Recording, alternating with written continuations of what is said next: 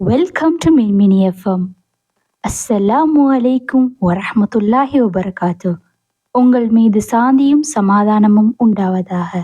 நீங்கள் ஒன்றும் இரண்டு என்பதை உறுதியுடன் நம்புகிறீர்கள் என்றும் அதுவே உண்மையாகவும் இருக்கிறது என்றும் வைத்துக் கொள்வோம்.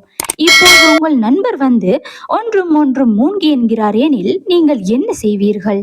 முதலாவது, ஹாஹா என சிரித்துவிட்டு உலகமே ஒன்றும் இரண்டு என அறியும், நானும் நீயும் அப்படித்தான் படித்திருக்கிறோம், அதுபோல நமது முன்னோர்களும் நாமும் அதைத்தான் நம் அன்றாட வாழ்வில் பயன்படுத்தியும் வருகிறோம்.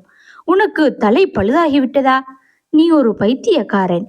இப்படியெல்லாம் உனக்கு யோசிக்க கற்றுக் கொடுத்தது யார்? ஓ, நீ அந்த அணியை சேர்ந்தவனா என்றெல்லாம் கூறி அவனை மட்டம் தட்டி அவனுக்கு ஒரு பெயரும் சூட்டி அவன் இனி சொல்ல போகிற எல்லா கருத்துக்களையும் அது சரியோ பிழையோ ஏற்றுக்கொள்வதில்லை என முடிவெடுக்கும் கண்மூடித்தனமான பின்பற்றல்காரரா நீங்கள்? அல்லது இரண்டாவது, என்ன புதிதாக சொல்கிறாய்?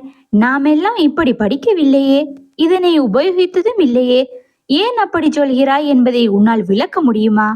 இவ்வளவு காலமும் நான் நம்பிக்கொண்டிருப்பது தவறு என்பதை எப்படி நீ நிறுவப் போகிறாய்? எனது கருத்தை நிறுவ என்னிடம் இந்த ஆதாரங்கள் உண்டு. உனது புதிய கருத்துக்கான ஆதாரங்களை கொண்டு எனது ஆதாரங்களை தவறென்று என்னை ஏற்றுக்கொள்ளவை. நீ சரி என்றால் இதனை நாம் இருவரும் சேர்ந்து உலகறிய செய்வோம். நீ தவறென்றால் நமது பழைய கருத்தை சரியென இருவரும் ஏற்றுக்கொள்வோம் என்றெல்லாம் கூறி புதிய கருத்துக்களை முன்வைப்பவர்களை ஊக்குவித்து சிந்தனைக்கு இடம் கொடுத்து அறிவு வளர்ச்சிக்கு அனுமதி அளித்து எந்த ஒன்றையும் விஞ்ஞான ரீதியில் அணுகுபவரா நீங்கள்? முதலாவது நபர் நீங்களெனின், நீங்கள் தான் பூமி தட்டை என நம்பப்பட்ட காலத்தில் பூமி உருண்டை என்ற போது சிரித்தவர்கள்.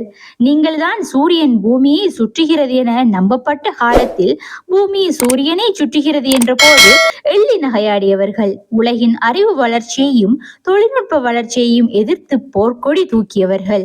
இரண்டாவது நபர் நீங்களெனின், நீங்கள் தான் நியூட்டனின் தத்துவங்களுக்கு மாறுபட்டதாக ஐன்ஸ்டைன் புதிய தத்துவங்களை முன்வைத்து அவற்றை நிரூபித்த போது அவற்றை ஏற்றுக்கொண்டு ஐன்ஸ்டைனை மட்டுமல்ல அதற்கு முதல் முன்னோடியாக இருந்த நியூட்டனையும் பாராட்டியவர்கள். நீங்கள் தான் இனி வரப்போகும் குவாண்டம் பிசிக்ஸ் பற்றி ஆராய்ந்து அது சொல்ல போகும் என்ன கருக்களை உள்வாங்கி ஏற்றுக்கொள்ள போகிறவர்கள். நீங்கள் தான் அறிவு வளர்ச்சிக்கும் தொழில்நுட்ப வளர்ச்சிக்கும் உந்து சக்தியாய் இருக்க போகிறீர்கள். சிந்தியுங்கள். நீங்கள் எந்த நபரால் பூமியில் அதிகம் குழப்பம் ஏற்பட்டது? சிந்தித்தாலே பல தெளிவுகள் கிடைக்கும். சேனலை சப்ஸ்கிரைப் செய்யாதவர்கள் சப்ஸ்கிரைப் செய்துவிட்டு லைக் பட்டனையும் அழுத்திக் கொண்டு உங்களுக்குரிய கமெண்ட்களையும் பதிவிட்டுக் கொள்ளுங்கள்.